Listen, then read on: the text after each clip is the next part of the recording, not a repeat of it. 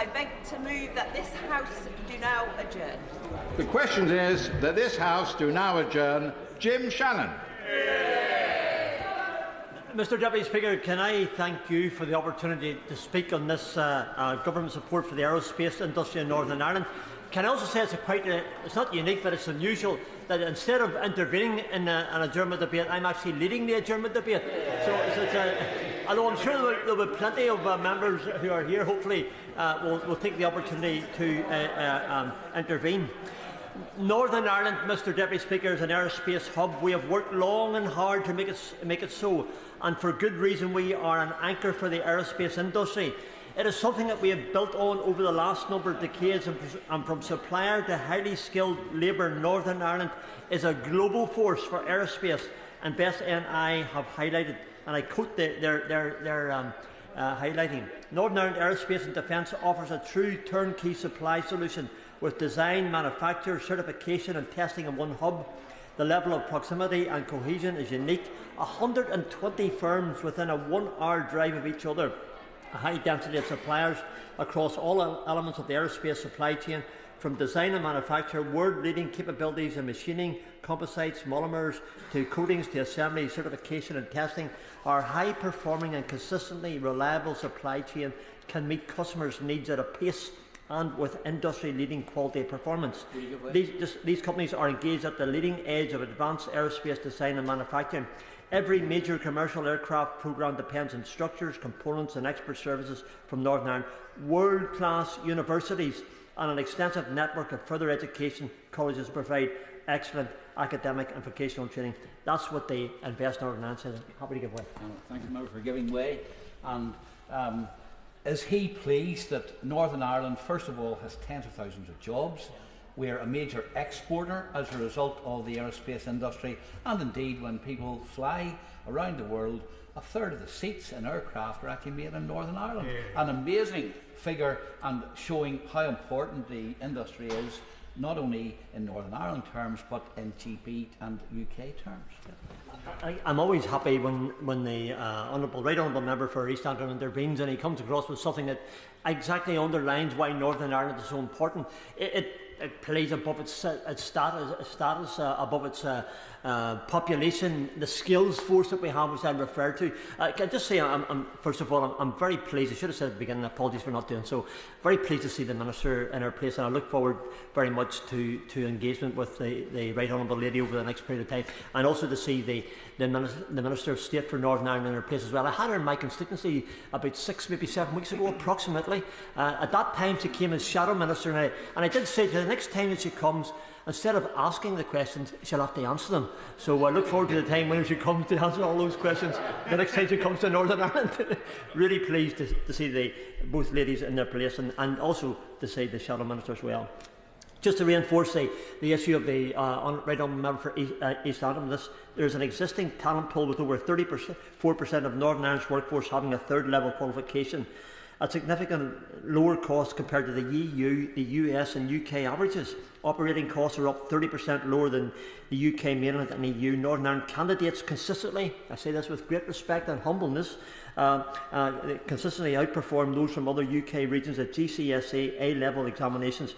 And with a strong partnership between academia, industry and government drives skill development in the region, it is little wonder that we are thriving, and I want to say how pleased that is. Happy to give way, Coach Arm, yes. I thank the Honourable Gentleman for giving way, and a segue from Northern Ireland to Somerset. But Leonardo is the aerospace manufacturer which is located just outside my constituency. Last month they held their Aero Women event, which highlights the diversity of careers for women within the sector specifically. So does the Honourable Member agree with me that the Government can play a role in encouraging more girls and women to study STEM and work in this field, which would help close those skills shortages that the industry faces? First of all, can I thank the Honourable Lady for her intervention? And yes, I do agree. And in Northern Ireland, I'm glad to say that Spirit and Aerospace are already trying to achieve some of those goals by giving introductions to ladies in engineering and moving forward. So I'm very encouraged with that. And the Honourable Lady is right to bring that. We've had a woman Chancellor today speaking in the House as an example what we all wish to see, and it's wonderful to have ladies elevated to different places, and in engineering and in Spirit Aerospace and across the aviation sector. We have that as well. Thank you. However, all of this undoubtedly has been a holistic effort with Invest NI involvement and government support. It's clear that this has paid dividends with the Northern Ireland aerospace, defence, security and space sectors on track to achieve revenue, what do you hear this figure, of $2 billion per year by 2024. The aerospace, defence, security and space sectors had a turnover of $1.9 billion and contributed almost $1 billion in value added to Northern Ireland's economy in 2022. This is a success story I'm happy to give way, absolutely. When the member mentions the military side of the work that he's talking about in regards to aviation in Northern Ireland, but he also agree with me that we're underutilising actually the RAF base in Aldergrove, and it's something that this government could look at, as well as enhancing actually Belfast International Airport as well within my own constituency. I thank the Honourable Gentleman for Southampton for that. And in his maiden speech here today, he made the very point of that, of what could be done at Aldergrove and Belfast International Airport. And the Honourable Member sees that, as I see it, by the way, as well, and probably we all see it, as a way of advancing aerospace across all of Northern Ireland for everybody's advantage. Support for this sector has resulted in dividends in terms of employment, with 7,000 believed to be directly employed, but also the skills in the varied subsidiary companies whose bread and butter is supplied for the industry. Mr Deputy Speaker, it's very clear why, as a member for Strangford who has hundreds employed in this sector, that I must be proud of. However, it's also clear why I've called this debate today. One of the major employers under Spirit, who have a factory in my constituency and hundreds employed in East Belfast site, has taken the decision to sell their operations here. That's why this debate's coming forward. That's why I've asked for it, and I'm very, very privileged to have the opportunity. As I said in the press in the run-up to the election, if I got the opportunity, I would make this an issue. And I'm very glad that I was able to speak to the Minister just last week to highlight this issue. Happy to give way, of course. Thank you very much. Thank the member for giving way, and he rightly refers to a potential change at the site. The member will recall that it was a trade union-led campaign that saved Harland and Wolff in 2019. I'm sure, like me, he was down at the yard many times supporting the campaign, and it was the unions who had the tenacity to keep it open and the vision to see potential green jobs down the line. Would he agree with me that it's important that the trade unions are kept involved in any discussions about the future of that site? And the Honourable Lady for South Belfast brings forward a very pertinent point, and yes, I do absolutely agree, Mr Deputy Speaker, with what the Honourable Lady has said. The importance of unions, and I'll say that at the end of my last sentence to underline the importance of the role that unions have to play.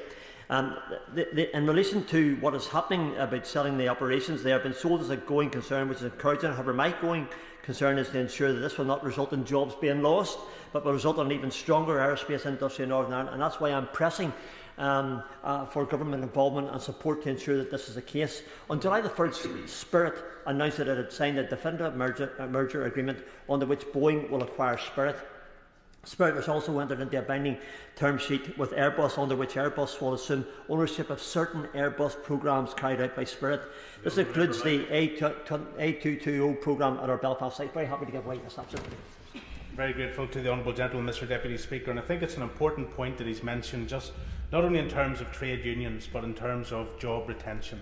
And I think for the Minister and the Minister of State for Northern Ireland, and indeed the Secretary of State, it will be important in the days and the weeks that come to impress upon Airbus that in assuming responsibility for the Wings facility, they are taking on grandfathered obligations that arise out of Northern Ireland Executive and national government commitment that led to the construction of that facility.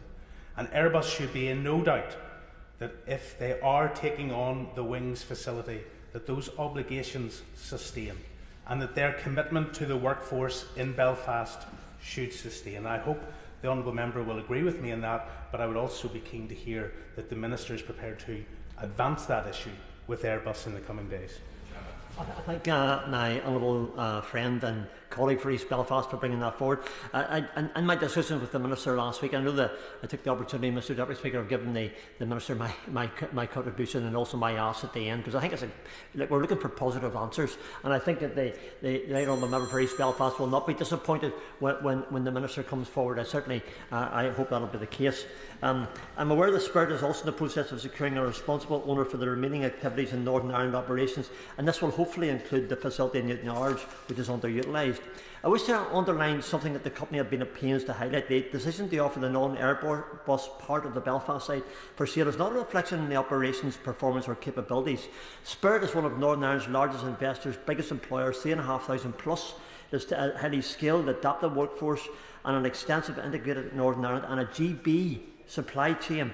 So this is what must remain the case, and it's clear that as a key part of the local aerospace ecosystem and its operations have a major impact on the Northern Ireland economy. So we can't underline enough the importance of how this will impact upon the Northern Ireland economy. I'm quite happy to give way. Mr Deputy Speaker, I thank the member for Strangford for giving way, and it's a real pleasure to be able to intervene on him as somebody who spent many years watching his interventions on other people. Now, the honourable gentleman will know how important Northern Ireland is to me and to my family and to many people in Newcastle-under-Lyme, and I wonder whether he'll take the opportunity to place on record his welcome of this government's commitment to upskilling young people right across our United Kingdom. The honourable member and myself have been friends for many years, and I'm really pleased that he's been able to participate, as the honourable member said he would, when the opportunity arose. And I agree with that. Yeah, I think that the Minister will underline that when the opportunity arrives. Will he give way? Yeah, absolutely. Yeah. And given the difficulties there's been with the apprenticeship levy and the way in which firms in Northern Ireland have lost out, like me, does he wish that the government will remedy that situation so that when firms pay into the apprenticeship levy in Northern Ireland, they actually can benefit from that in training young people? Thank the honourable member for East Strangford for that. Again, another issue for the Minister, Mr Deputy Speaker, one that I wholeheartedly agree with and others do as well. And there is an anomaly which needs to be addressed, and hopefully the Minister can do that.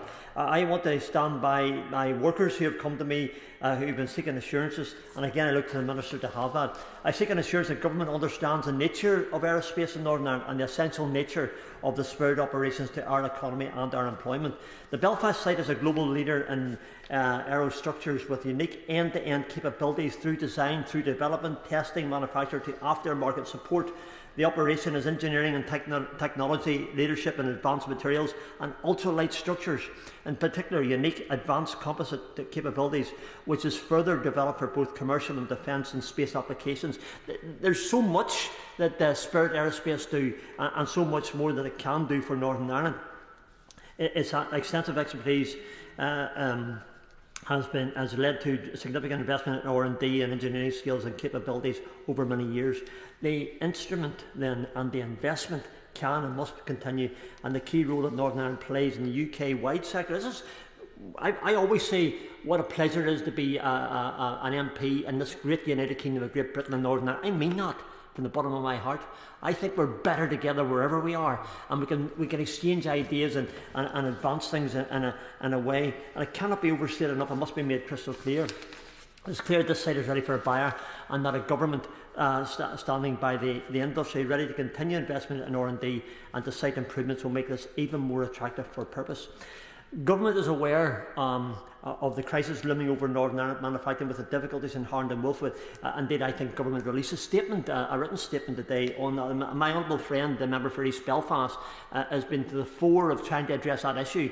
Whatever the reasons may be, we do look forward to the possibilities and the hopeful possibilities of something potential that can get us beyond the problems where we have today. However, the outworking of these issues at this time is that workers at Spirit cannot help but fear that there is trouble not simply in the water with the shipping industry, but in the air with factories in Morocco and Mexico seeking to undercut costs but not quality. And now is the time for this government, my Minister, here in this House, for me, for my constituents in Strangford. Let's make it quite clear where we are and how much I look to see the Labour Party delivering for my constituents. It's probably no secret that my politics lies left of centre, but I'm very, very pleased to see the Minister in her place and to see the things which I hope to see happening over the next period of time.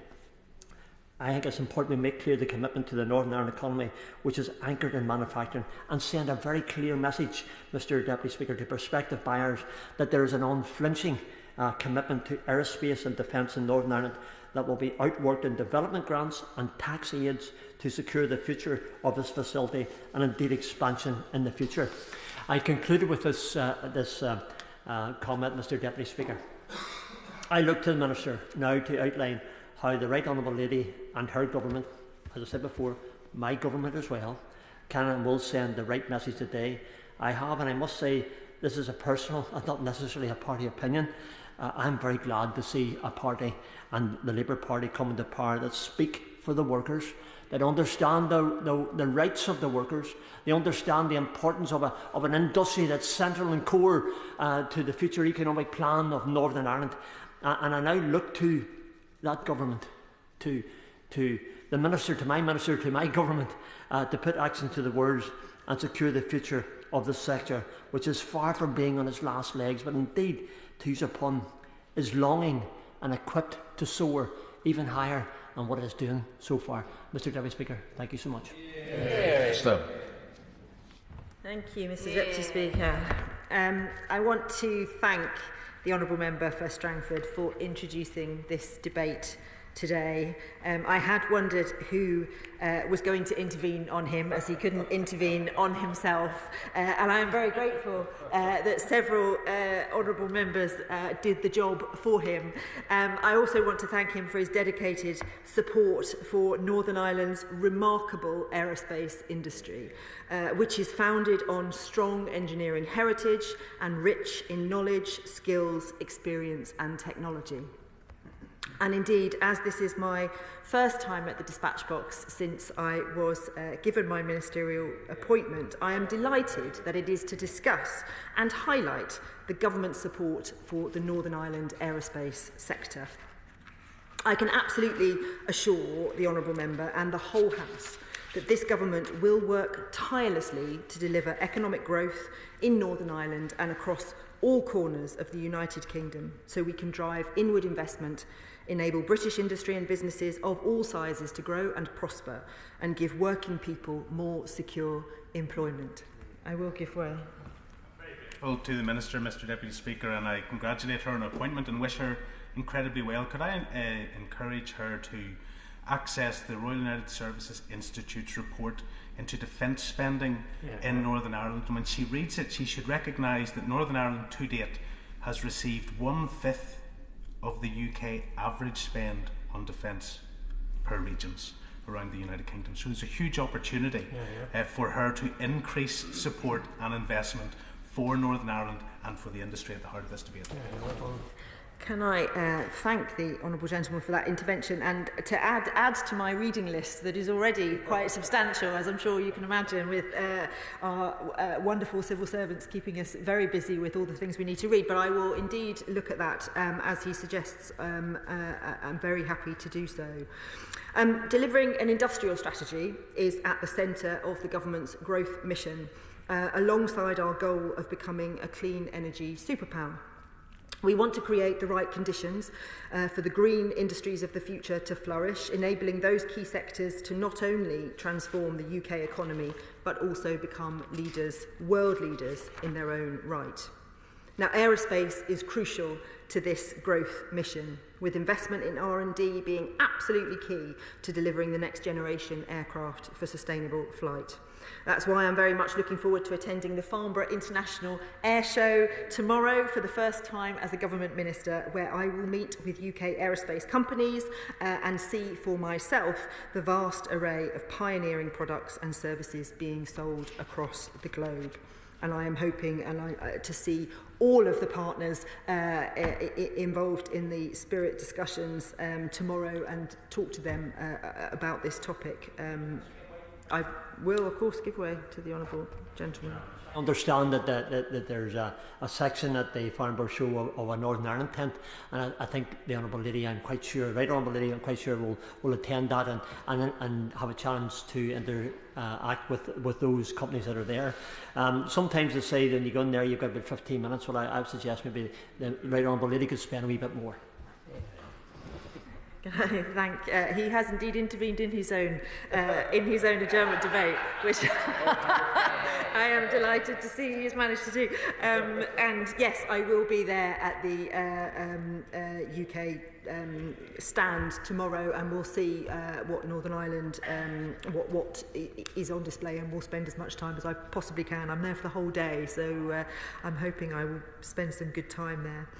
As members will be well aware, Northern Ireland has a long and impressive aerospace history, and this government is in lockstep with the sector's ambitions to grow and compete on the world stage and ease its transition to net zero flight.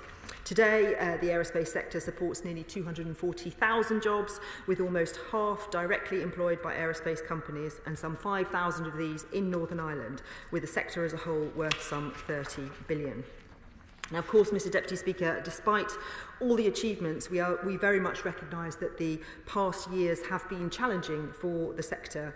The chaos and uncertainty of the previous government, the global shocks of COVID, the war in Ukraine and the disruption in the Red Sea, and we know that the impacts of these persist. The industry is facing resource... I will give way. To the Minister for giving way, and I know that in a previous life, she spent lots of time working in and on Northern Ireland, so we're listening very carefully indeed. Can I just ask her, we on this side are rightly very proud of devolution and what that meant to all parts of our United Kingdom. Can the Minister just touch on what engagement she has had and will have with the Northern Ireland Executive, both on this issue and associated ones in the months ahead? I thank my honourable friend and welcome him to his place in this House. I think one of the really important aspects of the way that the Prime Minister has set about his government is to tell us all that we must all work together much more closely on issues that affect the United Kingdom as a whole. That means across government departments and it means across the nations and regions, and indeed we are setting up structures to do that. And I know that my honourable friend, the Minister in the Northern Ireland office, is already talking at length to colleagues, and we have had conversations across government on these issues already. The industry is facing resourcing constraints with shortages of... Yeah, I will give way. I should finish my sentence first, but I won't. Thank you, Mr Deputy Speaker, and thank the Honourable Member for giving way. There's thousands of people in my constituency from North Down that actually work in that industry, and I was wondering, would she maybe consider a visit to my constituency to go and visit those factories? That would be a great honour for us, and you would see firsthand actually what's going on, and that would be really greatly appreciated by my honourable friend beside me as well. Thank you.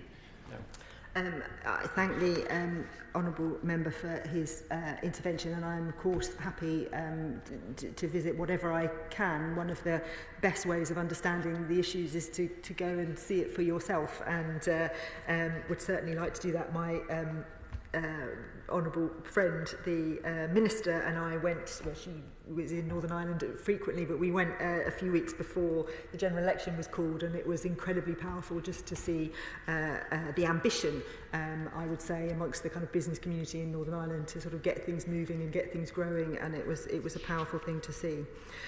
So the industry is facing resourcing constraints with shortages of materials and capacity, and in turn this situation is forcing some major manufacturers to slow down their planned production rates.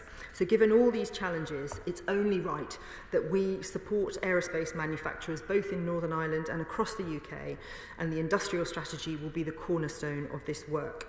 We believe the strategy will grow our share of the global aerospace manufacturing market, unlock huge investment opportunities that will fuel R&D, and create new, high-skilled, high-paid jobs across the economy, including aerospace. The government will work in close partnership with the aerospace sector, support clean growth, and continue to develop a joint government and industry strategy through the Aerospace Growth Partnership Sector Council, a partnership that reaches businesses and the research base in every part of the United Kingdom. Mr Deputy Speaker, I'm aware that the honourable member's debate, of course, is focused on Northern Ireland, so let me turn to Northern Ireland in greater detail. Firstly, I want to recognise the Honourable Member's reference to Harland and Wolff. As he will be aware, my right honourable friend, the Business Secretary, gave an update to the House this morning via a written statement stressing the fact that we are working with members, the Northern Ireland Executive, trade unions and other partners to support a positive outcome for all affected sites across the UK and its workers. Moving back to aerospace, as the Honourable Member said, there are at least 120 companies in Northern Ireland supplying to every major commercial aircraft programme, boasting expertise in everything from composite design and manufacturing to precision machining and more. And as the Honourable Gentleman also said, 1/3 of global aircraft seats are made in Northern Ireland, as of course are the advanced composite wings of the Airbus A220 aircraft. In the week of the Farnborough International Air Show, and where we have announced over $100 million for cutting-edge new green aerospace technologies, the Honourable Member's debate this evening has touched down with excellent timing, particularly when I recognise, and we need to cover this, that there is concern, of course there is, about the expected change in ownership of the region's largest advanced manufacturer, Spirit Aerosystems Short Brothers. Short Brothers is best known for its award-winning advanced composites technology developed and deployed on the A220 wing. The innovative design and manufacturing technique received recognition in 2019 from the Royal Academy of Engineering, the highest honour awarded to an engineering project. Shorts employs 1,500 people on the A220 programme, supported by £113 million through a repayable funding partnership with the Northern Ireland Executive and the previous Labour government in 2009. Manufacturing a complete wing in one facility is a credit to those who work there and builds on the legacy of more than 100 years of Northern Ireland aerospace. Airbus is now working on ramping up production, and it announced in April this year that it would be increasing the production rate per month to 14 aircraft by 2026. With more than 550 orders to deliver and the likelihood of further orders to follow, this provides great certainty for the company, its employees and the Northern Ireland economy. Moving to the acquisition of Spirit and Shorts, Boeing and Airbus announced, as we know, on the 1st of July that they will acquire parts of the Spirit Aerosystems global business. Boeing plans to take nearly all of Spirit's Boeing-facing business, mostly those parts located in the United States. This sale is, however, subject to the sale of certain other Spirit operations to Airbus. Airbus and Spirit have agreed, subject to final terms, that Airbus will acquire the A220 wing and mid-fuselage. These are carried out by Short Brothers at its A220 wing production facility and its other Northern Ireland sites. Spirit plans to sell the remaining of its Belfast operations, the non-Airbus programmes, alongside its facility in Prestwick to another company. These advanced manufacturing sites offer engineering centres of excellence with engineering-backed capabilities, which Spirit assures will prove to be an attractive proposition for potential buyers. We know that the commercial negotiations are continuing as the parties work through the details of the acquisition and work towards finalising the terms, with the expectation that the transaction will close in mid-2025. The government is working with the Northern Ireland Executive to help ensure the very best outcome for Short Brothers and all its incredibly highly skilled and hard-working staff. We have a keen interest in seeing that any acquisition includes a commitment to develop Short Brothers and its supply chain and to provide the best possible opportunity for growth in Northern Ireland. This is because the government has a clear vision for the future of aerospace across the whole of the United Kingdom. We are providing support for technology development for the next generation of aircraft and engines through the Aerospace Technology Institute programme, providing collaborative funding to Northern Ireland-based companies and the rest of the UK. This includes the IVI project that we announced earlier today at Farnborough International Air Show, which will see a £10 million project led by Short Brothers to produce lighter, more structurally efficient aerostructures, enabling the transition to new sustainable aircraft. The government will also continue to work in partnership with the Northern Ireland Executive on opportunities for growth and investment. In summary, Mr Deputy Speaker, the UK has a vibrant and hugely pioneering aerospace sector. It is a central cog in our manufacturing economy, and it will play a hugely important global role in decarbonisation and net zero, nurturing some of the highest skilled jobs and advanced technologies in the world.